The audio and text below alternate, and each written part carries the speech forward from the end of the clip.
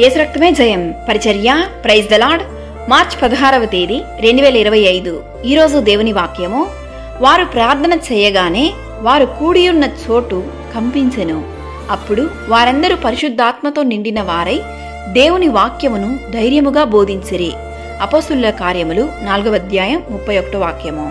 అవును క్రీస్తునందు ప్రియులారా, ఆది అపోస్తులు క్రీస్తు అనుగ్రహించిన పరిశుద్ధాత్మను అనగా వాగ్దానము చేయబడిన ఆత్మను పొందుకొనిన తరువాత ధైర్యముగా క్రీస్తును ప్రకటించిరి.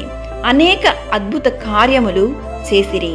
క్రీస్తు శిలువ మరణము తరువాత చెదిరిపోయిన శిష్యులు పరిశుద్ధాత్మ శక్తి కొలది మీరు శిలువ వేసిన క్రీస్తునే మేము ప్రకటించుచున్నాము అని వాక్యము బోధించిరి. విద్య లేని పామరులు ఎలా ఇంత శక్తితో మాట్లాడుతున్నారని అందరూ ఆశ్చర్యపోయిరి. అవును క్రీస్తునందు ప్రియులారా,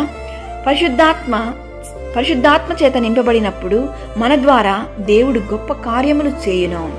క్రీస్తు నమ్మకంలోనే రక్షణ, ఆయన ద్వారానే స్వస్థత అని వాక్యము ప్రకటించుటకు దేవుని ఆత్మ వారిని నడిపించెను. మనము కూడా దేవుని ఆత్మ చేత నింపబడి సత్యవాక్యమును ప్రకటించదమా? ఈరోజు ఈ వాక్యం వింటున్న ప్రియ సహోదరి సహోదరులారా, దేవుడు మీతోనే మాట్లాడుతున్నాడు. దేవుని సన్నిధిలో మోకరించి ప్రార్థించండి.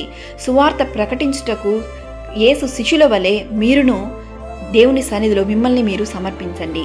దేవుడు మిమ్మల్ని ఆశీర్వదించి దీవించి దేవుని ఆత్మ ద్వారా మిమ్మల్ని అత్యధికంగా నింపునుగాక.